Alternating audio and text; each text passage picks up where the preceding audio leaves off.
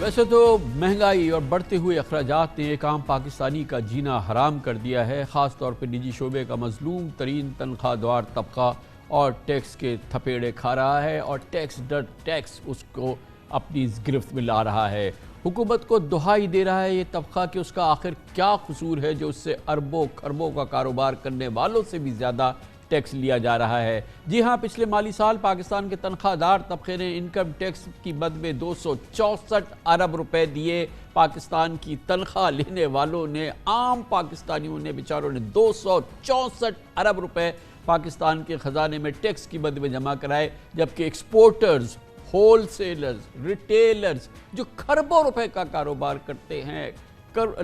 دسیوں اربوں روپے کی ان کی آمدن ہے یا ان کے منافع ہیں، انہوں نے مجموعی طور پر انکم ٹیکس بمشکل 90 ارب روپے دیا۔ گویا تنخواہ دار طبقے نے 174 ارب روپے اضافی انکم ٹیکس دیا، جو ایکسپورٹرز، ہول سیلرز اور ریٹیلرز کے مشترکہ انکم ٹیکس سے تقریباً 200% زیادہ ہے۔ اس کی بنیادی وجہ یہ ہے کہ تنخواہ کا 35% تک کا حصہ از خود نظام کاٹ لیتا ہے۔ ایف بی آر کے اعداد و شمار کی روشنی میں آج ایکسپریس ٹریبیون نے ایک شاندار تحقیقاتی رپورٹ میں بتایا کہ ایکسپورٹرز نے پچھلے مالی سال تقریباً 27 ارب ڈالر کا بزنس کیا، جبکہ ریٹیلرز اور ہول سیلرز کا بھی ملکی معیشت میں 19% حصہ ہے، لیکن ان دونوں سیکٹر سے ان کے معاشی حجم سے انتہائی کم ٹیکس وصول ہوا۔ رپورٹ کے مطابق تنخواہ دار ملازمین ود ہولڈنگ ٹیکس کی مد میں بھی ملکی ٹیکس ریونیو کے چوتھے بڑے شراکت دار ہیں۔ اتفاق کی بات ہے کہ معاشی ماہرین کی رائے کے برعکس ملک کے تقریباً تمام حکومتوں نے زرعی شعبوں کو ٹیکس سے چھوٹ دے رکھی ہے۔ آڑتی مافیا ٹیکس سے فارغ ہے، ہول سیلرز ٹیکس سے فارغ ہے، ریٹیلرز ٹیکس سے فارغ ہے، سروس سیکٹر برائے نام ٹیکس دے رہا ہے، اور دے رہا ہے تو تنخواہ دار طبقہ دے رہا ہے۔ بھی ایک امپورٹنٹ بات ہے کہ نجی شعبے کا تنخواہ دار طبقہ پہلے ہی روپے کی بے قدری، شدید مہنگائی، پیٹرول، بجلی اور گیس کی بڑھتی قیمتوں سے نبرد آزما ہے۔ اسی دوران شہباز حکومت نے اس سال بجٹ میں ان پر انکم ٹیکس مزید 2.5% بڑھایا ہے، اور دوسری جانب حکمرانوں اور سیاستدانوں کی ٹیکس ادائیگی دیکھیں تو رونگٹے کھڑے ہو جائیں گے۔ شاید یہی وجہ ہے کہ ایف بی آر نے 3 سال سے پارلیمنٹیرین کی ٹیکس ڈائریکٹری نہیں جاری کی ہے۔ ایف بی آر کے آخری ٹیکس اعداد و شمار کے مطابق وزیر اعظم شہباز شریف نے سالانہ 82 لاکھ، آصف زرداری نے 22 لاکھ، بلاول بھٹو نے 5,34,000 اور عمران خان نے کل ملا کے 98 لاکھ روپے ٹیکس دیا ہے، اور یہ ہے ہماری پولیٹیکل لیڈرشپ اور ان کا ٹیکس گوشوارہ۔ اس موضوع پہ بات کرتے ہیں، اور اس کے لیے ہم نے دعوت دی ہے پاکستان کے نامور معاشی کاروباری امور کے صحافی، ممتاز باخبر انویسٹیگیٹو جرنلسٹ، ایکسپریس ٹریبیون کی اس انتہائی اہم خبر کو تحریر کیا جناب شہباز رانا ہمارے ساتھ ہیں، اور ہمارے ساتھ موجود ہیں جناب سلیم مانڈوی والا، سینٹ کی قائمہ کمیٹی برائے فنانس کے چیئرمین ہیں، پاکستان کے سابق وزیر خزانہ بھی ہیں، اور ان معاملات میں ایک عام سیاستدانوں کے برعکس ایک بہتر بات کرتے ہیں، ایک بہتر گفتگو کرتے ہیں۔ بہت بہت شکریہ آپ حضرات کا۔ پہلے شہباز رانا صاحب، آپ یہ بتائیے گا کہ ویسے تو یہ ہماری بات، ہم کئی بار اس بات کو کہہ چکے ہیں کہ پاکستان کا تنخواہ دار طبقہ جو ہے وہ سب سے بڑا اس وقت مظلوم طبقہ ہے پاکستان کے پورے معاشی اور کاروباری نظام کا، لیکن اس حد تک اس طبقے کو نچوڑا جا رہا ہے۔ پاکستان کا تو پورا نظام ہی اگر ہم دیکھیں یہ ریونیو کا، تو یہ تو اس کی بنیاد یا اس کا محور جو ہے، یہ تو بیچارہ تنخواہ دار طبقہ ہے جو 246 ارب روپے اس نے ٹیکس دیا ہے، ہول سیلر سے، ریٹیلر سے اور ایکسپورٹر سے زیادہ۔ جی بسم اللہ الرحمن الرحیم۔ کامران خان صاحب، اس ملک میں جس کی آواز ہے، جس کی لابی ہے، وہ ٹیکس نہیں دے گا۔ وہ طبقہ، چاہے وہ تنخواہ دار طبقہ ہے یا کوئی اور طبقہ ہے جو ان کے ہاتھ چڑھ گیا ایف بی آر کے، حکومت کے، اس کے اوپر تمام بوجھ ڈالا جائے گا۔ یہ سلسلہ ابھی سے شروع نہیں ہوا، 2018 سے یہ مسلسل ٹیکس ریٹس جو ہیں وہ اوپر نیچے ہو رہے ہیں۔ 2018 میں جب پی ایم ایل این کی حکومت ختم ہونے والی تھی تو جاتے جاتے انہوں نے ٹیکس ریٹس سیلریڈ کلاس کے کم کر دیے تھے، اور جو اس کی منیمم تھریش ہولڈ تھا جہاں سے ٹیکس آپ کا شروع ہوتا ہے وہ بھی انہوں نے اس کو بڑھا دیا تھا، اور ان کا مقصد یہ تھا اس وقت کرنے کا کہ آپ ٹیکس ریٹس کم کریں گے تو زیادہ سے زیادہ لوگ ٹیکس نیٹ میں آئیں گے۔ لیکن پھر جب پی ٹی آئی کی حکومت آئی تو اس نے وہ ساری چیزیں ریورس کر دی۔ اس کے بعد ایک نیا سلسلہ شروع ہو گیا کہ ہر سال کے بجٹ میں تقریباً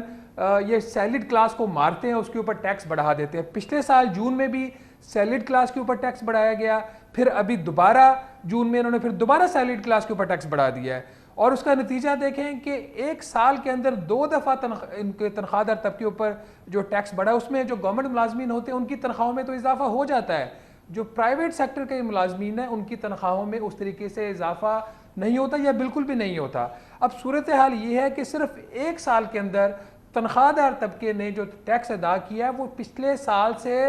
40% ज़्यादा है। वो एक तो कंपैरिजन वो है ना रिटेलर्स वाला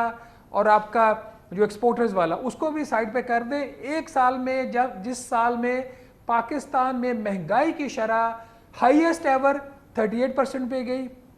वो साल जिसमें एक्सचेंज रेट आपका इतना ज़्यादा, आपके रुपए की कदर में कमी हुई, डिवैल्यू हुआ, लोगों पे इम्पैक्ट पड़ा, लोगों की परचेजिंग पावर तकरीबन ख़त्म होकर रह गई सैलरीड क्लास की, उस एक साल के अंदर 40% सैलरीड क्लास ने अपना जो टैक्स उसमें इजाफा हुआ। अभी कामरान खान साहब इसके अंदर वो जो इम्पैक्ट नहीं आएगा जो अभी हमने हुकूमत ने दोबारा इसमें इजाफा किया है। और इस सारे अरसे के दौरान हुकूमत ने क्या काम किया, अब इन पे शाबाश दी जाए या इनको तनकीद की जाए इस चीज़ के ऊपर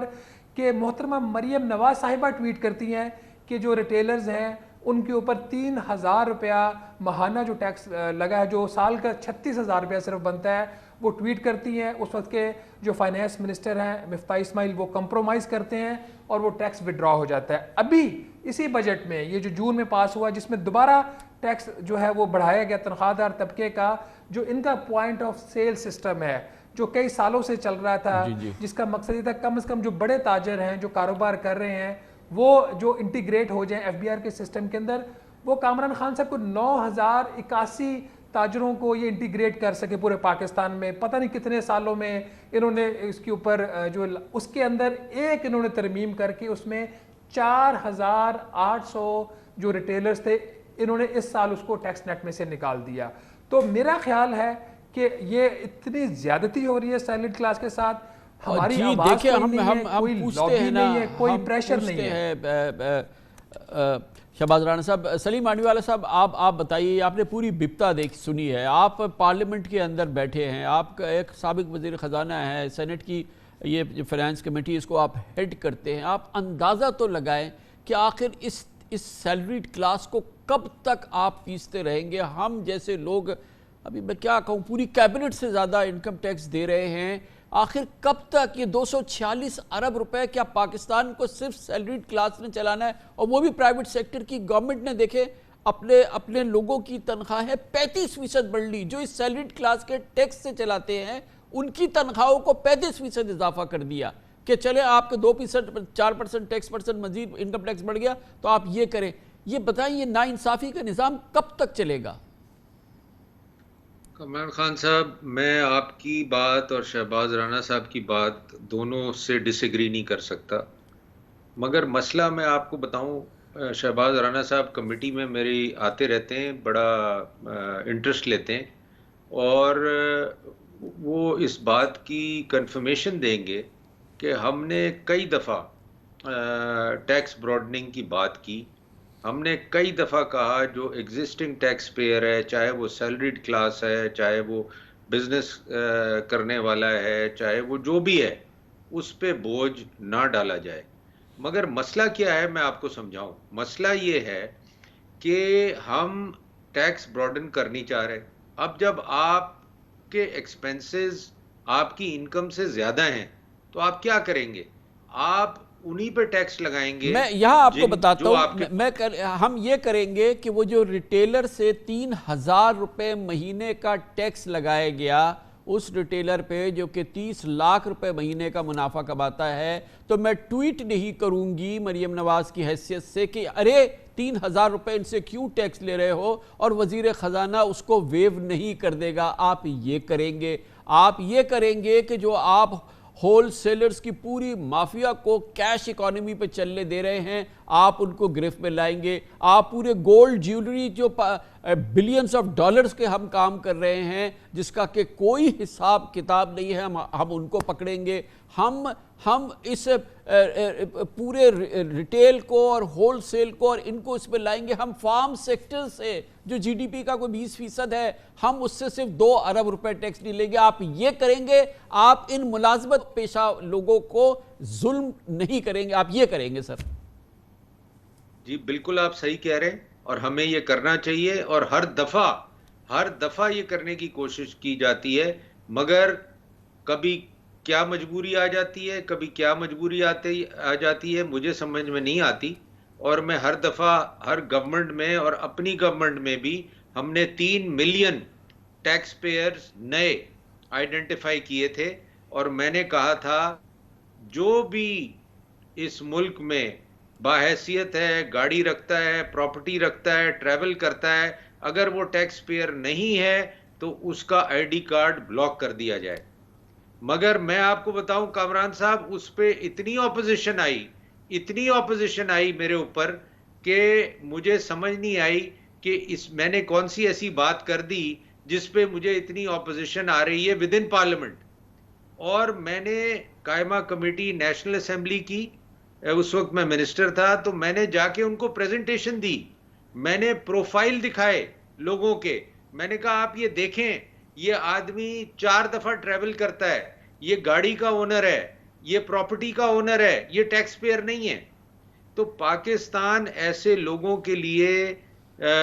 ایک ملک بن گیا ہے جو کہ ٹیکس نہیں دینا چاہتے اس ملک میں، اور ہم ان کو پروٹیکٹ کر رہے ہیں، اس کا پروٹیکٹر، ہاں اس کا الٹیمیٹ پروٹیکشن جو ہے شہباز رانا صاحب یہی ہے نا کہ یہ جو لابیز ہیں، یہ فارم سیکٹر کی لابی ہے، یہ ریٹیل سیکٹر کی لابی ہے، یہ ہول سیل سیکٹر کی لابی ہے، یہ جن کو 3,000 روپے بھی ٹیکس نہیں دینے دیتے، تو یہ جو پولیٹیشینز ہیں، یہ جو ہماری پولیٹیکل کلاس ہے، یہ دراصل ان کے ہاتھ ہماری گردنوں پر ہے نا، ان ٹیکس چوروں کی تو یہ ڈیفینڈر ہے نا سب سے بڑے۔ جی بالکل، یہ ٹیکس چوروں کے ڈیفینڈرز ہیں، میں آپ کی اس بات سے بالکل اتفاق کرتا ہوں۔ کامران خان صاحب آپ یہ دیکھیے پاکستان کا نظام کتنا فرسودہ ہے، یہ ٹیکس نظام میرا خیال یہ ہے کہیں آپ کو آکسفورڈ میں کہیں اور دنیا میں پڑھانا چاہیے کہ ٹیکس چوری کو کیسے پروموٹ کیا جاتا ہے، ٹیکس کلچر کو کیسے اوائڈ کیا جاتا ہے۔ آپ یہ دیکھیں دنیا میں یہ کہاں پر ہے کہ حکومت وقت قانون بناتی ہے، پارلیمنٹ اس کو اپروو کرتی ہے کہ اگر آپ ٹیکس نظام میں نہیں آنا چاہتے تو جو نارمل ٹیکس ریٹ ہے آپ اس کا ڈبل ٹیکس ریٹ دے دیں، ہم آپ سے نہیں پوچھیں گے۔ یہ جو نان فائلر کا کانسیپٹ ہے، ایکٹیو ٹیکس پیئر لسٹ اور نان ایکٹیو ٹیکس پیئر جو ہے، یہ کیا ہے؟ یہ پاکستان میں سب سے بڑا مذاق ہے۔ اسی خبر کے اندر میں نے یہ لکھا کہ جو الیکٹریسٹی کنزمپشن ہے، اگر آپ کا ماہانہ بجلی کا بل 25,000 روپے سے زیادہ ہے تو ایف بی آر کہتا ہے کہ آپ 7.5% اپنے بل کا ٹیکس دے کے نکل جائیں، ہم آپ کے بچوں کو دعائیں دیں گے، آپ کے پیچھے نہیں آئیں گے۔ 95 ارب روپیہ کامران خان صاحب بجلی کے بلوں پر نان فائلر سے وصول ہو جاتا ہے۔ وہ ڈیٹا کیا ان کے گھروں میں نہیں آ رہا، وہ ڈیٹا ان کے دفتروں میں نہیں آ رہا؟ یہ کس قسم کی یہ تنخواہ لیتے ہیں؟ یہ کون سے ایگزیکٹو الاؤنس کی بات کرتے ہیں؟ یہ کون سے مراد کی بات کرتے ہیں؟ اگر وہ لوگ جس کا ڈیٹا ان کے پاس پڑا ہوا ہے وہ گاڑی خریدتا ہے، ایک ریٹرن فائل 1,000 روپے کا کر کے فائلر بنتا ہے، وہ نان اے ٹی ایل والا ریٹ بھی نہیں دیتا، وہ گاڑی خرید کے اگلے سال ریٹرن فائل کرنے واپس نہیں آتا، اور یہ ہاتھ پہ ہاتھ رکھ کے بیٹھے ہوتے ہیں۔ اس لیے میرے بھائی شہباز رانا اور سلیم مانڈوی والا صاحب، اس لیے کہ آپ کا چیئرمین سینٹ کہتا ہے اور آپ کی پارلیمنٹ کہتی ہے کہ یہ اب ریٹائر ہو تو اس کو 21 گارڈ دو، رضا ربانی اس کی حمایت کرتا ہے، اس کو وہ کہتا ہے کہ مجھے مراد دو، میں جب ریٹائر ہو جاؤں تو مجھ پہ کم از کم 1 کروڑ روپے ریاست جو ہے مجھے ریٹائرمنٹ کے بعد مجھے خرچ کرے، اس لیے کہ میرے وزیر خزانہ کا بیٹا جو ہے وہ پاکستان کی نان ٹیکس ریسیڈنسی لیتا ہے، کہ پاکستان میں ٹیکس ریٹرن فائل ہی نہ کرنا پڑے۔ میرے وزیر اعظم کا بیٹا کہتا ہے کہ مجھے پاکستان پہ نان ٹیکس ریسیڈنٹ ہو میرے بچے، مجھے ٹیکس فائل ہی نہ کرنا پڑے۔ میرے ایک وزیر اعظم کا بیٹا کہتا ہے کہ بھائی میں نے تو شہریتی برطانیہ کی اختیار کر لی، اور فار گاڈ سیک ہمیں بخش دو یار۔ سلیم مانڈوی والے صاحب آپ بتائیے نا۔ چارٹر پلین بھول گئے آپ؟ جی نہیں، میں اس کو ڈیفینڈ نہیں کر سکتا، اور میں نے تو آپ کے شو میں پہلے بھی کہا ہے کہ میں شرمندہ ہوں being a senator and facing these things کہ ہمیں کیا ہو گیا ہے، ہمارا دماغ خراب ہو گیا ہے، ہم پاگل ہو گئے ہیں، ہم کس قسم کی چیزیں کر رہے ہیں ان حالات میں، جن حالات میں یہ ملک ہے، لوگوں کو کھانے کو نہیں مل رہا، اور ہم اس قسم کے بل لا رہے ہیں، ہم اس قسم کی چیزیں کر رہے ہیں، تو میں شرمندہ ہی ہو سکتا ہوں کامران صاحب، اور میں کیا ہو سکتا ہوں؟ یقیناً چلے یہ کافی ہے، مگر شہباز رانا صاحب یہ بتائیے کہ جو ہمارے ڈیسیشن میکرز ہیں جو ہماری قسمت کا فیصلہ کر رہے ہیں، جو کہہ رہے ہیں کہ جی کہ آپ ہی ٹیکس دیتے رہیں، وہ خود کتنا ٹیکس دیتے ہیں؟ یہ جو وزیر ہیں، یہ جو پارلیمنٹ ہے، یہ جو تمام لوگ ہیں، ان کے سارے اعداد و شمار تو اب ہے نا، کیونکہ ٹیکس ریٹرن فائل کرنا پڑتا ہے آپ کے جو پیپرز ہیں، اور جو ابھی تک ممبر نہیں بنے ان کا فی الحال ہم کچھ نہیں کہہ سکتے، مگر آپ ان کے احوال دیکھ لیجئے، یہ خود اپنے ساتھ کیا کر رہے ہیں، کیونکہ ظاہر ہے دفاع اپنا کر رہے ہیں اور تمام ٹیکس چوروں کا دفاع کر رہے ہیں، مگر بہرحال ہمارے فیصلے انہی کے ہاتھ میں ہیں۔ کامران خان صاحب، آج سے کچھ عرصہ پہلے آپ کو یاد ہوگا اسحاق ڈار صاحب نے ایز اے فائنانس منسٹر ایک اچھی انہوں نے ایک کام شروع کیا تھا کہ وہ پارلیمنٹیرینز کی ایک ٹیکس ڈائریکٹری وہ پبلش کرتے تھے۔ وہ سلسلہ اب ختم ہو گیا، اسے ایٹ لیسٹ آپ کو یہ اندازہ ہو جاتا تھا کہ یہ کتنا ٹیکس یہ پے کرتے ہیں پارلیمنٹیرینز، اور جب ہر سال وہ ٹیکس ڈائریکٹری چھپتی تھی تو آپ نے ایک ٹرینڈ نوٹ کیا ہوگا اس وقت کہ جو ان کا جو ٹیکس ہوتا تھا، جو بھی پارلیمنٹیرین تھے including prime minister, leader of the opposition, تو ان کا ٹیکس پچھلے سال سے زیادہ ہوتا تھا، ان کے اوپر ایک مورل پریشر ہوتا تھا۔ انہوں نے وہ ٹیکس ڈائریکٹری ہی پبلش کرنا بند کر دیا تاکہ لوگوں کو کچھ پتہ ہی نہ چل سکے، کوئی پوچھ ہی نہ سکے۔ تو یہ مطلب کیسی پارلیمنٹ ہے؟ وہ اکاؤنٹیبلٹی اپنی نہیں چاہتی، وہ مراد تو بے تحاشا چاہتے ہیں، وہ کہہ رہے ہیں ہم سے پوچھے نہ، ہمیں پیسہ دیتے جائیں۔ مطلب اس سے بری کیا بات ہو سکتی ہے؟ ابھی جب یہ بجٹ میں انہوں نے ٹیکس بڑھایا تو میں نے وزیر خزانہ صاحب سے اور ایک دو لوگوں سے پوچھا کہ سر یہ آپ نے کیا کیا؟ انہوں نے کہا جی کہ لگتا ہے کہ آپ خود آپ کا ٹیکس ریٹ بڑھ گیا تو آپ اس لیے بات کر رہے ہیں۔ کیا اپنے بارے میں بات کرنا غلط ہے؟ میں اپنے بارے میں بات نہیں کر رہا تھا، میرے اوپر کیا ٹیکس ہے کیا نہیں ہے وہ سب کے سامنے ایف بی آر کو پتہ ہوگا، بٹ دا پوائنٹ از کہ یہ کون سا آرگیومنٹ ہے جی کہ آپ کا بڑھا دیا ہے تو آپ اس لیے بات کر رہے ہیں؟ یہ انہوں نے کہا جی کہ ہمیں ایف بی آر ہمیں آئی ایم ایف نے کہا کہ جی آپ نے 100 ارب روپے کے اضافی ٹیکس جو ہے وہ اکٹھا کرنا ہے۔ یہ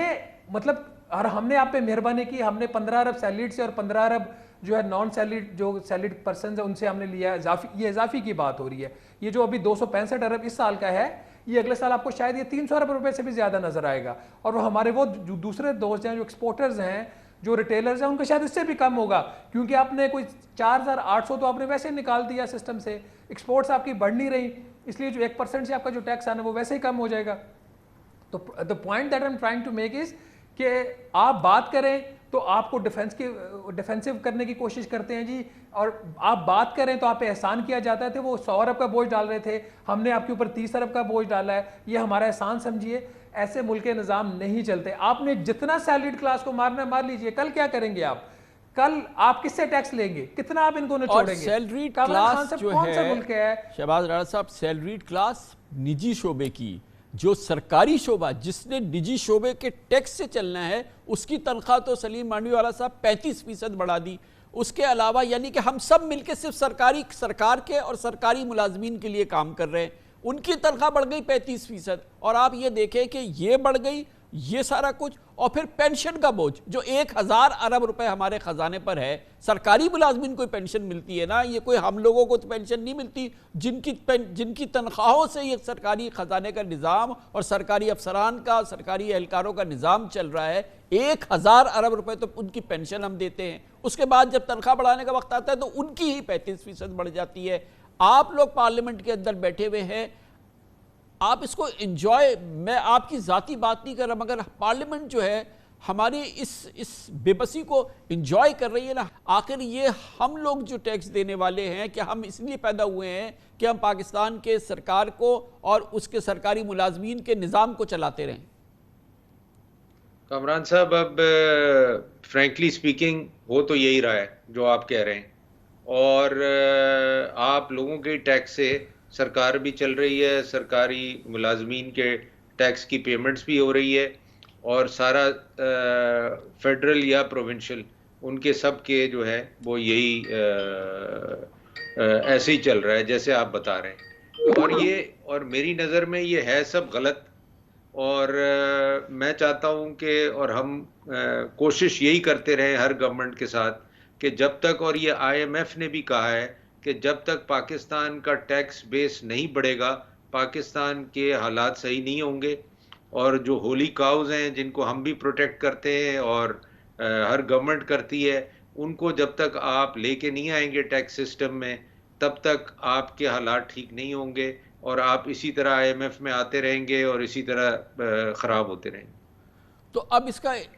علاج تو نہیں ہو پائے گا نا. ہم کیا یہ دیکھتے دیکھتے سہتے سہتے یہ طبقہ جو ہے یا تو اٹھ کھڑا ہوگا یا تو پاکستان میں اس سے زیادہ کیا برا ہوگا؟ کس طرح سے لوگ ریئیکٹ کریں گے؟ آپ سوچیں تو صحیح مانڈی والا صاحب. اس کا علاج دیکھیں، اس کا علاج تو گورنمنٹ کے پاس ہے، اور government needs to broaden the tax base. اگر ایف بی آر کا سسٹم نہیں چل رہا، F B R is not succeeding in decades of their performance, we need to come do something out of the box کہ ہم یہ tax بڑھا سکیں، ہم یہ براڈن کر سکیں. اور مجھے اس کا کوئی طریقہ کار نظر نہیں آتا جب تک کہ آپ یہ کام نہیں کریں گے، اور یہ آنے والی گورنمنٹس کو یہ کرنا پڑے گا. اگر وہ نہیں کریں گے، آئی ڈونٹ سی کہ اکنامکلی پاکستان کے حالات بہتر ہوں گے. اور اس بجٹ میں یہ جو ٹریک اینڈ ٹریس اور یہ جو تمام چیزیں کی تھی کہ ٹیکس کسی صورت سے براڈن ہو، یہ تمام چیزیں ہو، وہ چینی مافیا جو کہ جب چاہتی ہے اس وقت، جیسے ڈار صاحب کے پاس گئی اور اس نے بولا ہمیں ایکسپورٹ کرنے دو، اور ایک ایکسپورٹ کرنے کے آرڈر سے آج پاکستان میں چینی 170 روپے کلو ہو گئی، 100 روپے سے. ان کی پروٹیکشن جو ہے وہ برقرار ہے. اور اس بجٹ میں بھی جو اس حکومت نے پیش کیا، شہباز شریف صاحب نے جس کو لیڈ کیا اور پھر اسحاق ڈار صاحب نے پیش کیا، کوئی ایسا قدم نہیں ہے نا جس سے کہ یہ ٹیکس بیس بڑھے گی. جی کامران خان صاحب، دیکھیے اس میں نظام کی بہتری یہ کرنے کی اگر نیت ہو تو کل سے ہو سکتی ہے. اس وقت تقریباً 76 لاکھ افراد جو ہیں وہ ایف بی آر کے اندر رجسٹرڈ ہیں، ان کے پاس نیشنل ٹیکس نمبر موجود ہے، جبکہ جو لوگ گوشوارے جمع کرواتے ہیں وہ 40 لاکھ بھی نہیں ہیں. تو یہ جو باقی افراد ہیں، اگر وہ سسٹم سے باہر اور ایف بی آر خاموش ہے تو کیوں خاموش ہے؟ یہ ایک بہت بڑا سوال ہے. دوسرا تھوڑا سا سیلڈ کلاس کا میں ایک چیز کلیئر کر دوں، جو ہمارے گورنمنٹ امپلائیز ہیں ان کا جو ٹیکس برڈن ہے ان کا بھی بڑا ہے. ابھی انہوں نے اگر 30 سے 35% تنخواہ میں اضافہ کیا ہے تو دو کام ہوئے ہیں، چونکہ انہوں نے ایک طرف تو سیلڈ کلاس کا ٹیکس بڑھایا ہے، دوسرا اس کی سلیبس کم کر دی. تو سلیب کم کرنے سے ہوا یہ، چاہے وہ گورنمنٹ امپلائی ہے یا پرائیویٹ پرسن سیلریڈ پرسن ہے، تو وہ اس کی سلیب چینج ہو گئی. اب میں فار ایگزامپل آج میں فائنانس منسٹری میں تھا، ایک وہاں پہ آفیسر ہیں، وہ ان کا پہلے منتھلی جو ٹیکس تھا وہ 8,000 روپیہ تھا. اب دو کام ہوئے، اس کی تنخواہ 30% بڑھ گئی، وہ آفیسر تھے، اور دوسرا ان کی سلیب چینج ہو گئی. تو ان کا جو ٹیکس 8,000 روپیہ تھا پر منتھ، وہ 22,000 روپے پہ پر منتھ پہ چلا گیا. ان کا پے گریڈ لو تھا تو اس لیے ان کی ٹیکس ایون دین اس کا آپ دیکھیں نا تقریباً اچھا خاصا اس کا امپیکٹ بھی چلا گیا. تو جو ریئل بینیفٹ ملے گا ایون گورنمنٹ امپلائیز کو بھی، چونکہ سیلریڈ کلاس میں وہ بھی ہٹ ہو رہے ہیں، تو ریئل بینیفٹ جو گورنمنٹ امپلائیز کو ملے گا وہ ہارڈلی 10% ہوگا. اور یہ آپ کی جو انفلیشن تھی سرسا میں، ایوریج انفلیشن آپ کی تقریباً 30% تھی. اور اس کے اوپر یعنی کہ برا ہوا ہے سیلریڈ کلاس کے جو ساتھ، بیچارہ ملازم پیشہ ہے، چاہے سرکاری ہو چاہے نجی ہو، مارنا تو اسی کو ہی ہے. فیصلہ تو یہ ہے کہ نظام پاکستان کے خزانے کا اور ایف بی آر کا جو ریونیو کا پیوٹ ہے وہ ملازمین ہونے چاہیے، تنخواہ لینے والا ہو، باقی اس کا جو ہے جوس نکالنا ان کا کام ہے. بہت بہت شکریہ. پاکستان کے آئی ایم ایف پروگرام کی بحالی سے یقیناً پاکستان اب ڈیفالٹ کرنے کا اس کا خطرہ کم ہو گیا ہے، بلکہ ختم ہو رہا ہے. یہ اطمینان کی بات ہے. پاکستان اپنی معاشی شدید ترین بیماریوں کا علاج کرنے پہ تیار ہو گیا ہے، کروانے کے لیے تیار ہو گیا ہے. اور یہ بھی میں آپ کو عام زبان میں کہہ سکتا ہوں کہ وہ اسپتال میں داخل ہو گیا ہے، کیونکہ بیماریاں بہت شدید ہے، اسے آئی سی یو میں داخل کیا گیا ہے. اور پھر ایک شدید علاج ہے اب ہوگا، جس کے دوران ظاہر ہے کہ پھر کافی آپریشن بھی ہوں گے، یا پھر اور تکلیف دہ شاید دواؤں کا سامنا کرنا پڑے، ایک تکلیف دہ ٹریٹمنٹ ہو. ایک عام پاکستانی کی زندگی جو پہلے ہی متاثر ہے وہ اور متاثر ہوگی. کاروبار کی گروتھ کے کوئی امکانات نہیں ہوں گے. شاید شرح سود مزید بڑھ جائے. یہ جو دردناک شرح سود اس وقت ہے، شاید فوری طور پہ مہنگائی بھی مزید بڑھ جائے، اور ابھی بجلی اور گیس کی قیمتیں تو فوری طور پہ بڑھیں گی ہی. یہ تمام صورتحال ہے، مگر اس کے باوجود کہا یہ جا رہا ہے کہ یہ پاکستان کے لیے بہتری کا راستہ ہے. مگر اس دوران جب تک یہ آئی ایم ایف کا پروگرام چل رہا ہے اور ہم یہ علاج کرا رہے ہیں، کیا اس دوران پاکستان میں نئی ملازمتیں پیدا ہوں گی، کہ نئی جابس بنیں گی، کیا کوئی صنعتوں میں ہم گروتھ دیکھیں گے، کوئی نئی انویسٹمنٹ آئے گی، کیا کوئی بیرونی سرمایہ کاری آئے گی، کیا یہ صورتحال ایسی ہی رہے گی، کیا 2 سال ہم سانس لوگ کے بیٹھ جائیں اور پہلے ہی جو ہماری ایک دگرگوں معاشی صورتحال ہے کیا اس میں مزید خرابی ہوگی؟ تمام موضوعات کا جواب ہمیں دیں گے ہمارے ساتھ موجود ہیں، کاروبار سے بھی منسلک ہے، پروفیشنل بھی ہیں، اکانومسٹ ہیں، پی ایچ ڈی ہیں اکانومسٹ، 2 بار وزیر خزانہ بھی پاکستان کے رہ چکے ہیں، ڈاکٹر مفتاح اسماعیل۔ بہت بہت شکریہ مفتاح اسماعیل صاحب۔ یہ فرمائیے گا کہ یہ جو میں نے منظر کشی کی ہے، اس میں مجھے صرف یہ بتائیے کہ کیا یہ پروگرام بھی چلتا رہے اور ہمارا کاروبار کا پہیہ بھی چل پڑے، کچھ ہماری معیشت میں کچھ بہتری کے آثار جو اتنی تباکن ہے وہ نظر آئے، کہیں سے کوئی جاب کریشن کی صورتحال ہو، کوئی انویسٹمنٹس وغیرہ آنے لگے، ہماری اتنی سستی مارکیٹ ہے، ایف ڈی آئیز وغیرہ کچھ ہوں، یعنی کہ اس کے باوجود کہ اس بیماری میں ہیں، علاج ہمارا ہو رہا ہے، لیکن کچھ بہتری کی خبریں آ سکتی ہیں یا اس چیلنج سے کیسے نمٹے؟ جی کامران بھائی بہت شکریہ۔ میرے خیال سے بہتری کی خبریں آ سکتی ہیں اور آنا شروع ہو گئی ہیں۔ اگر آپ دیکھیں تو 10-12% ہماری مارکیٹ بڑھ چکی ہے، جس کا مطلب ہے کہ $5 بلین سے تو ہماری سٹاک مارکیٹ بڑھ گئی ہے، اور اس کا مطلب ہے کہ کمپنیاں بھی بہتر ہوئی ہوں گی، دیگر کمپنیاں بھی بہتر ہوئی ہیں۔ تو یہ اس میں تو کوئی ڈاؤٹ نہیں ہے کہ ایک مرتبہ جب آپ آئی ایم ایف کے پروگرام میں آ گئے اور آپ نے ڈیفالٹ کے خطرے کو ٹال دیا ہے تو پھر اس کے بعد آپ بہتری کی طرف جا رہے ہیں۔ اب اگر ہم جو یہ ریفارمز کر لیتے ہیں جو آئی ایم ایف کے پروگرام میں ہیں، اور یہ 9 مہینے میں تو نہیں ہو سکیں گے، اوبیسلی آپ کو اگلے 3 سال بھی چاہیے، لیکن یہ 9 مہینے میں آئی ایم ایف کے ٹریک پہ رہ کے ایک اور پروگرام میں کر لیتے ہیں تو پھر انشاءاللہ تعالی ہم ضرور آگے نکلیں گے۔ اور گیون آور ہیوج پاپولیشن، دیکھیں معیشت تو چل سکتی ہے، معیشت چلانا پاکستان میں اتنا مشکل نہیں ہوتا ہے، لیکن جو بار بار مسئلہ آتا ہے وہ یہ ہوتا ہے کہ ہم کرنٹ اکاؤنٹ ڈیفیسٹ میں پھنس جاتے ہیں، دیگر چیزوں میں پھنس جاتے ہیں۔ اب اس وقت کرنٹ اکاؤنٹ ڈیفیسٹ بھی کنٹرول میں ہے، اگر ہم اس کو تھوڑا سی امپورٹ ریسٹرکشن کم کر کے بھی کنٹرول میں رکھ لیں اور آگے چلتے رہیں تو میں سمجھتا ہوں کہ اچھی چیزیں ہو جائیں گی پاکستان کے اندر، اور جو پاکستانی کاروباری ہیں وہ خود سب سے پہلے انویسٹ کریں گے، اس سے پہلے کہ کوئی فورنر آئے گا، پہلے پاکستانیوں کو کرنا ہوگا، اور انشاءاللہ تعالیٰ آپ دیکھیں گے کہ بہتری کی طرف جا سکتے ہیں۔ مگر مفتاح بھائی یہ بتائیں کہ یہ 22% ہے، ابھی پھر ایم پی سی ہونے جا رہی ہے، ایک عام خدشہ یہ ہے کہ شاید مزید یہ 1% بڑھ جائے، شاید 2% بڑھ جائے، اس کے بعد ہماری جو اس پوری کیفیت کے اندر جو اس وقت ایکسچینج ریٹ ہے اس پوری صورتحال میں یہ تو ایک خام خیالی ہوگی نا کہ کوئی نئی سرمایہ کاری ہو، یا یہ کہ جو آلریڈی جو صنعتیں ہیں ان میں کوئی گروتھ آئے، ایکسپینشن آئے، یہ تمام چیزیں، اور پھر اس کا مطلب یہ کہ جاب کریشن جو ہے وہ اسٹال رہے گی، یہ ایک بہت بڑا چیلنج ہے نا، اس کو کیسے عبور کریں؟ کامران بھائی دیکھیں ایک دم چیلنج میں اس میں کوئی ڈاؤٹ نہیں ہے، اور جس قسم سے آبادی جس تیزی سے بڑھ رہی ہے اتنی نوکریاں پیدا کرنا بہت مشکل ہوگا under the I M F. ہم کو اگر اکنامک گروتھ چاہیے تو ہم کو آئی ایم ایف سے اپنی جان چھڑوانی ہوگی، لیکن ہم اس سٹیج پہ نہیں ہیں اس وقت، اور ہم پچھلے پورے سال تقریباً 10 مہینے آئی ایم ایف کے پروگرام میں نہیں تھے، لیکن گروتھ تو پھر بھی نہیں ہوئی معیشت کی، تو یہ تو نہیں کہہ سکتے کہ آئی ایم ایف کے پروگرام میں ہوں گے اس لیے گروتھ نہیں ہوئی، بغیر آئی ایم ایف کے بھی ہم نے کون سی گروتھ کر دی۔ اب ہم کو آگے جا کے دیکھنا ہے کہ ہم کو معیشت کو کس طرح ٹھیک کرنا ہے، ہم کس طرح مثال کے طور پر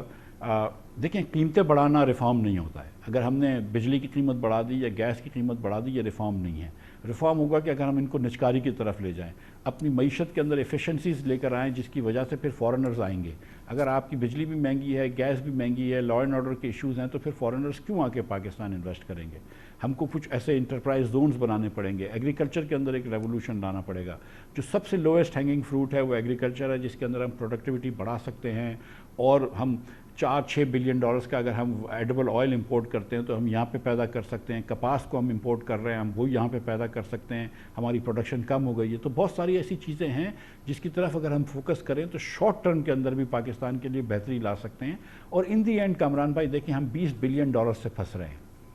اور اگر ہم $20 بلین سے امپورٹ کر لیں، اور $20 بلین اب دنیا میں کوئی چیز نہیں ہے، اور اگر ہم $20 بلین سے امپورٹ بڑھا دیں تو کیا مسئلہ ہے؟ صرف بنگلہ دیش کی اس سال جو ہے، اس سال کی جو ٹارگیٹ ہے وہ $72 بلین کا امپورٹ ہے،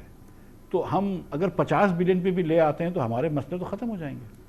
تو اس وقت جو ہماری جو آئی ایم ایف پروگرام ہے اس کے اندر ایک چیز جو مجھے سب سے زیادہ، ساری چیزیں ایسی ہیں جو ہمیں کرنی تھی ہم نے آج تک نہیں کی، آئی ایم ایف ہم سے زبردستی کرا رہا ہے، ہماری بھلائی کی چیز ہے، کوئی tax to G D P ratio 12% تک لے کے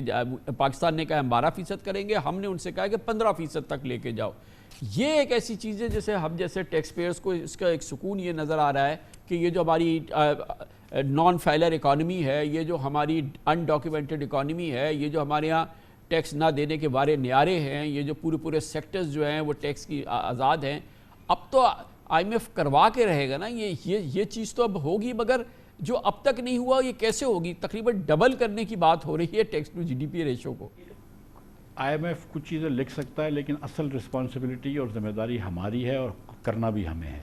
اور اس کے لیے بالکل آپ صحیح فرما رہے ہیں کہ پولیٹیکل ول بھی چاہیے، لیکن تھوڑی صحیح سوچ بھی چاہیے ہمارے پاس، کیونکہ ہم ایک ہی ہمارے پاس ایجنسی ہے ایف بی آر جو ٹیکس جمع کرتی ہے،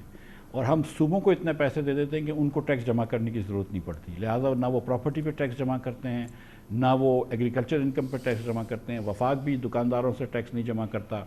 50% آپ کی اکانومی جو ہے وہ سروسز سیکٹر کی ہے، آپ کی سروس سیکٹر سے آپ کوئی ٹیکس نہیں جمع کر رہے۔ جب تک آپ ان سیکٹرز پہ نہیں جائیں گے جہاں سے آپ ٹیکس نہیں لیتے، جب تک کہ آپ پراپرٹی کو نہیں ٹیکس کریں گے، جب تک کہ آپ فکس لینڈ ٹیکس کریں، ایگریکلچر کو انکم ٹیکس نہیں لگانا چاہیے لیکن فکس ٹیکس ہونا چاہیے ایگریکلچر کے اوپر آفٹر اے فیو ایکرز، اور جب تک آپ ریٹیل سیکٹر سے، ہول سیل سیکٹر سے اور سروس سیکٹر سے جنرلی ٹیکس نہیں لیں گے، آپ tax to G D P نہیں بڑھا سکیں گے، آپ وہی کر سکیں گے کہ جو آپ کے شکنجے میں ہیں آپ ان کو مزید دبا سکیں گے۔ لیکن یہ بھی تو کہتے ہیں نا آپ جیسے ایکسپرٹ، تیل نہیں ہے، آپ جیسے ایکسپرٹس کہتے ہیں نا کہ یہ ہو ہی نہیں سکتا اس موجودہ ایف بی آر کا جو نظام ہے، جو ایف بی آر کا ہیرارکی ہے، جو سٹرکچر ہے، جو کہ اس سے ہم یہ tax to G D P میں اتنا سگنیفیکنٹ وہ کر سکیں۔ ایک کلیئر کٹ جو دنیا نے راستہ اپنایا ہے، انڈیا نے اپنایا ہے کہ ہم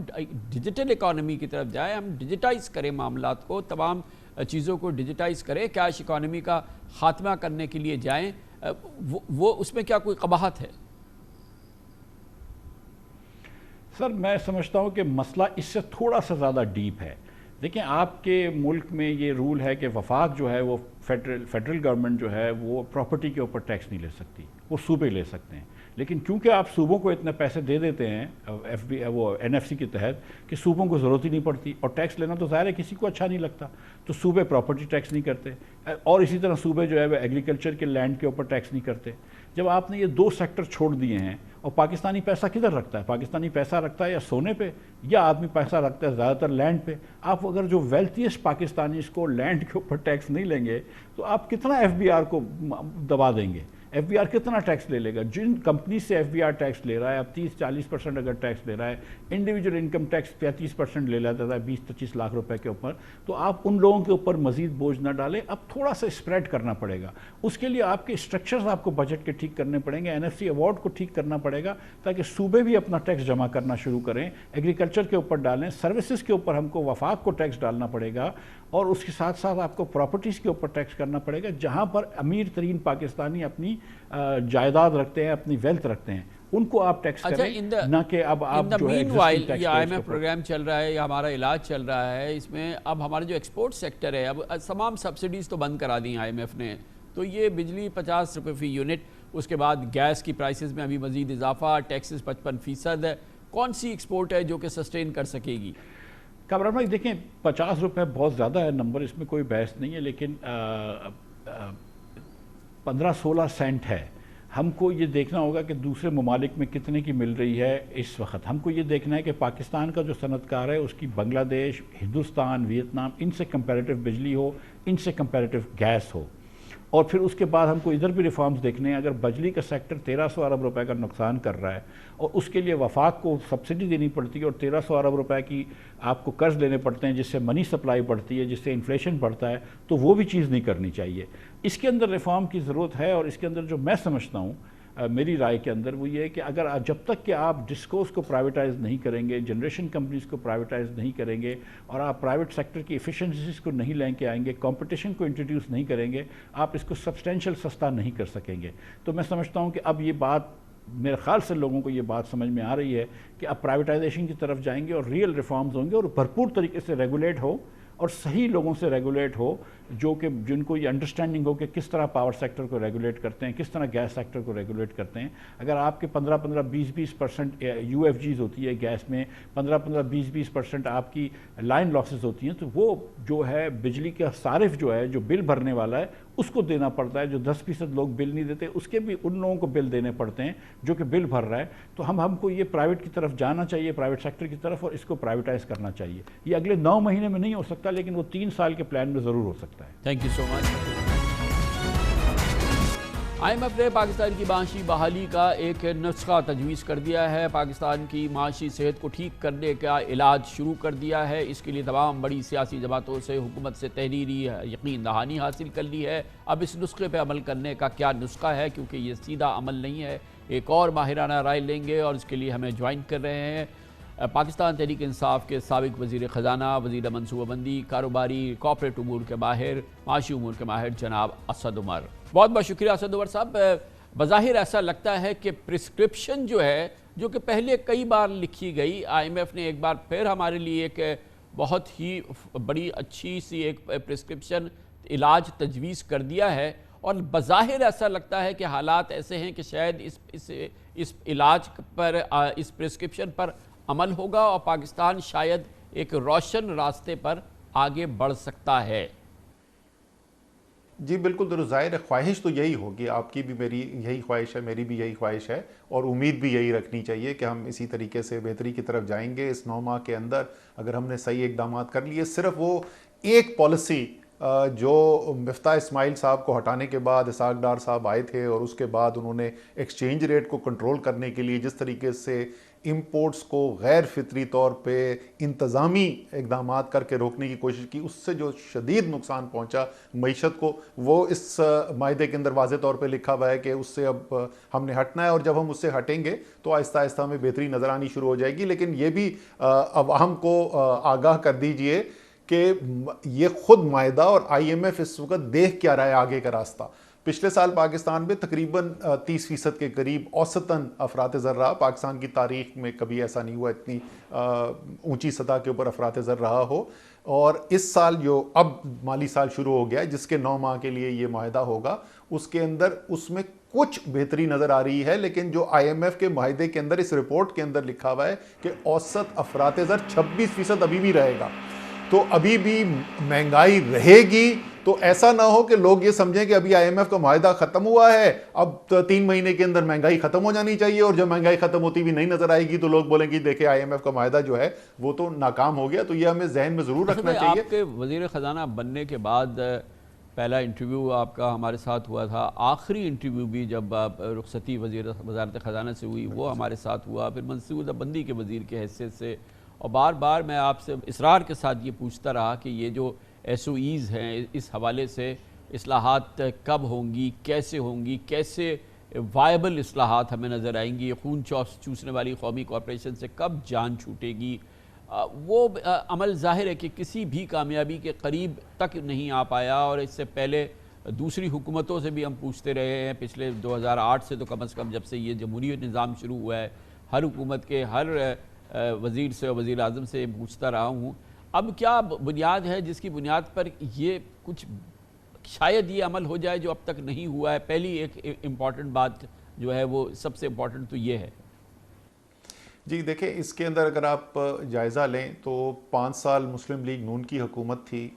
اس کے بعد 3 سال 8 ماہ تحریک انصاف کی حکومت آئی، اور اس کے بعد اب 14 ماہ جو ہے یہ PDM کی حکومت، مسلم لیگ نون ہی لیڈ کر رہی ہے اس کو۔ مسلم لیگ نون بھی کہتی ہے کہ نجکاری کر دینی چاہیے، فوری طور پہ کر دینی چاہیے۔ تحریک انصاف کی حکومت کے اندر جو لیڈرشپ تھی معاشی ٹیم کی، وہ بھی یہی کہتے تھے ہو جانا چاہیے۔ لیکن میں بار بار کہتا ہوں خواہش ایک اچھی چیز ہوتی ہے، اور اس کی بہت تفصیلی وجوہات ہیں کیوں نجکاری کا عمل جو ہے وہ ناکام رہا ہے، مستقل ناکام رہا ہے۔ اس کے اوپر 4 5 سال کے بعد ایک ٹرانزیکشن ہوتی ہے، وہ بھی کرنا مشکل ہوتا ہے۔ اس میں نیب قانون کا جو خوف ہے وہ بھی ایک بہت بڑا کردار ادا کرتا ہے، بہت اس کی وجوہات ہے۔ لیکن میں بار بار لوگوں سے پوچھتا ہوں کہ یار جب تک پرائیویٹائز نہیں ہوگا، جب تک نجکاری نہیں ہوگی تو ہم ایسے ہی چلنے دیں، ان کی بہتری نہیں کرنی۔ اسی لیے ہم وہ ایک آئیڈیا لے کر آئے تھے سرمایہ کا، جو میں نے سنا ہے، ابھی اخباروں میں پڑھا ہے کہ دوبارہ اس کے اوپر کچھ دیکھا جا رہا ہے، اس پہ غور کیا جا رہا ہے، اور اس کا مقصد ٹیکنیکل ڈیٹیل میں جائے بغیر بڑا آسان تھا۔ اگر آپ ان اداروں کو سیاستدانوں کے اور بیوروکریٹس کے کنٹرول سے نکال کر ماہرین کے کنٹرول میں دے دیں گے تو بہتری آ جائے گی، یہ بہتر طریقے سے چل سکیں گے، ان کی نجکاری بھی زیادہ آسان ہو جائے گی۔ جتنے یہ بہتر حالات میں ہوں گے اتنا ان کو بیچنا آسان ہوگا۔ میری تو ناقص رائے کے اندر وہ سلوشن تھا، میں آج بھی اس میں یقین رکھتا ہوں کہ ہمیں جب تک اس کی گورننس سٹرکچر میں فوری طور پر تبدیلی نہیں رہیں گے، ہم نجکاری کے پروگرام کے اندر بھی کامیابی نہیں حاصل کر سکتے۔ اسد بھائی یہ بھی بتائیے اپنے طویل تجربے کی روشنی میں جو سب سے بڑا ہدف ہے پاکستان کی معاشی اصلاحات کا کہ پاکستان کی ٹیکس بیس بہتر کی جائے، یہ وہ بد نصیب ملک ہے جس کا tax to G D P ratio مسلسل کم ہو رہا ہے. ہم ان بد نصیب ترین ممالک کی فہرست میں شامل ہیں کہ جہاں پر ایک miserable tax to G D P ratio ہے، گویا کہ ہمارا معیشت میں ٹیکس کا شمار بہت کم ہے، بے پناہ کم ہے. ایک غیر دستاویزی معیشت کا ایک نیا نظام جو ہے وہ پاکستان میں چل رہا ہے، متوازی معیشت کا نظام چل رہا ہے جس میں کہ کیش معیشت چل رہی ہے. کیش اور جو اس وقت کرنسی ان سرکولیشن ہے ملک کے اندر وہ ایک ڈینجرس لیول کی اس وقت ہو چکی ہے. سر کیسے اس سے چھٹکارا پایا جا سکتا ہے؟ اب تو آپ کا بڑا وسیع تجربہ ہے اور اب جو بھی آج ہے یا کیئر ٹیکرز ہیں یا آنے والے جو ہیں، اس کے بغیر تو ہم ایک قدم آگے نہیں بڑھ سکتے. وہ کیا ہے جو اب تک نہیں کیا گیا اور کیا کوئی سہل طریقہ ہے جس سے کہ ہم جان چھڑائیں اس کیش معیشت سے اور غیر دستاویزی معیشت سے اور ایک عجیب و غریب نظام جو نان فائلرز کا اس ملک کے اندر ہے اس سے جان چھوٹے؟ اچھا، اس کے اندر کامران بھائی ایک دو تو موٹی موٹی چیزیں ہیں، لیکن میں اس کو دیکھ رہا تھا IMF کا ڈاکیومنٹ بھی اگر آپ دیکھیں کہ اس رپورٹ کے اندر جو باتیں جن کا ذکر کیا گیا ہے اسٹرکچرل ریفارمز کے جو ٹارگٹس کے اندر ہے، اس میں سچی بات ہے ٹیکس ریونیو بڑھانے کے لیے کوئی نئی چیز ہمیں وہاں پہ نہیں نظر آ رہی ہے. ہاں، اس کے اندر یہ لکھا ہوا ہے کہ پیٹرولیم کے اوپر جو لیوی ہے، جو ٹیکس لگایا جاتا ہے PDL، اس کو بڑھا کے 60 روپے پہ لے جایا جائے، اور وہ بھی کوئی بہت مؤثر نہیں ہے. آپ نے دیکھا ہے کہ اس سال آپ نے جو مصنوعات ہیں، تیل کی مصنوعات ہیں، اس کے اوپر ٹیکس کی شرح کے اندر بے تحاشا اضافہ کیا. ٹیکس ریونیو میں آپ کو وہ اضافہ نہیں نظر آیا کیونکہ جب آپ نے مہنگی کی چیز تو اس کی سیلز کم ہو گئی اور اس کے نتیجے میں جو ریونیو کا اضافہ تھا وہ اس کے قریب بھی نہیں تھا جس کو ہم کوشش کر رہے تھے. بٹ اس کے علاوہ مجھے وہاں پر دو بڑی چیزیں جو میرے خیال میں ہمیں کرنے، جب تک ہم نہیں کریں گے تو ہم نہیں چڑھ سکتے. پہلی چیز جس طریقے سے آپ نے کہا یہ کیش اکانومی، اور جب تک آپ معیشت کو ڈیجیٹائزیشن کی طرف نہیں لے کر جائیں گے، میں بار بار بولتا ہوں پاکستان کا ٹیکس ریفارم بھی FBR کے ذریعے نہیں ہوگا. پاکستان کا ٹیکس ریفارم بھی ٹیکنالوجی کے اوپر ہم جائیں گے. دنیا کہاں پہنچ گئی ہے؟ انڈیا میں بھکاری کھڑا ہوا QR کوڈ کے اوپر بھیک لے رہا ہے. ہم جو ہیں وہ ڈیجیٹائزیشن کے اوپر، وہ ایک بڑی تفصیل کی بات ہے، کیا غلطیاں کر رہے ہیں، ابھی اتنی بیسک غلطیاں کر رہے ہیں، بنیادی غلطیاں وہاں پہ کر رہے ہیں. کبھی ٹیلی کام کمپنیز والوں کو بلائیں نا اپنے پروگرام پہ، ان سے پوچھیں کہ ہم کس طریقے سے اس سیکٹر کے ساتھ ڈیل کریں، بہت بڑا ہم نقصان کریں. سو ایک تو ڈیجیٹائزیشن ہی سب سے بڑا حل ہے ٹرانسپیرنسی لانے کا، معیشت کے اندر record online record keeping کا اور شفاف کرنے کا پوری معیشت کے نظام کو. دوسری چیز، جب تک آپ کے پاس اتنا بڑا کھربوں روپے کا ایک ڈبہ موجود ہے جس کے اندر آپ کالی دولت جا کے چھپا سکتے ہیں، اور وہ میں ریئل اسٹیٹ کی ذکر کر رہا ہوں اس کو، تو مجھے بتائیں کہاں سے ڈاکیومنٹیشن آنی ہے؟ اتنا بڑا انسینٹو سٹرکچر آپ نے کریٹ کیا ہوا ہے، کالا پیسہ چراؤ، اس کو وائٹ کرا دو اپنی ریئل اسٹیٹ کے ذریعے، وہاں پہ جا کے اس کو چھپا لو. سو یہ دو بڑی چیزیں ہیں. باقی وہ ساری ٹیکنیکل ڈیٹیلز ہیں بہت ساری، لیکن یہ دو چیزیں میرے خیال میں بنیادی ریفارمز ہیں. ان کے لیے خاص طور پہ دوسری والی کے لیے بڑی سیاسی قوت چاہیے، پولیٹیکل ول چاہیے. اور اگر کوئی چیز ایسی ہے جس کے اوپر ریاست کو اور تمام سیاسی پارٹیوں کو بیٹھ کے کوئی معاہدہ کرنا چاہیے، وہ یہ ایک سیکٹر ہے. بالکل مناسب ہے فن ٹیک، اور دوسری بات آپ نے جیسے فرمایا ریل اسٹیٹ سیکٹر. لیکن یہ وہ ملک ہے نا سر جس کی GDP کا ایک اتنا بڑا حصہ زراعت ہے، اور اس کو ہم نے آزاد کھلا چھوڑا ہے. فارم سیکٹر ہے، اس سے جڑا ہوا آڑتی سیکٹر ہے، اس سے جڑا ہوا ریٹیل سیکٹر ہے. یہ کھربوں روپے کی معیشت جو ہے، اس میں سے آپ دیکھیں تو صحیح کہ ایک انفرادی جو ہم اور آپ ٹیکس دیتے ہیں وہ شاید پوری پاکستان کی مارکیٹ سے زیادہ ہے. تو اس کو ٹچ کیے بغیر کیسے کام بنے گا؟ جی وہی یہ جو سیکٹر ہے نا، یہ جو آپ نے ویلیو چین کی بات کی پوری جو ہے ایگریکلچر کی، اس میں بائی دی وے جو فارمر ہے وہ بہت زیادہ لوگوں کے دماغ میں یہ ہے کہ وہ جو بڑے بڑے جو زمیندار ہیں انہوں نے یہ سارے ٹیکس کے سسٹم کو اپنا فعال نہیں بننے دیا ہے. لیکن اگر آپ اس کی تفصیل کے اندر جائیں گے تو فارم انکم کے اوپر جو انکم ٹیکس ہے وہ لمز کے اندر بھی سٹڈیز ہو چکی ہیں، IBA کے اندر بھی سٹڈیز ہو چکی ہیں، وہ اتنا کوئی بہت بڑا وہاں سے پیسہ نہیں بنتا ہے. یہ جو اس سے جڑی ہوئی چیزیں جو آپ نے کہی نا، ٹریڈ ہے، ہول سیل ہے، پھر ریٹیل ہے، اس کا ٹرانسپورٹیشن ریلیٹڈ ہے، یہ ہے جہاں پر بہت بڑی گنجائش موجود ہے اور جہاں پہ ٹیکس گیپ بہت بڑا ہے. اور وہی میں بول رہا ہوں کہ جب تک آپ ڈاکیومنٹیشن کر کے اس کو شفاف نہیں کریں گے تو اس کو آپ کیپچر نہیں کر سکتے. اور اس تگ و دو کے اندر ہم لگے ہوئے پچھلے 20 سال سے. میں تو اس نتیجے پہ پہنچا ہوں کہ جس وقت تک آپ یہ پورے ویلیو چین کو ڈیجیٹائز نہیں کرتے اس وقت تک آپ یہ کیپچر نہیں کر سکیں گے جو اس کا ٹیکس پوٹینشیل ہے. تھینک یو سو مچ, بہت بہت شکریہ جناب.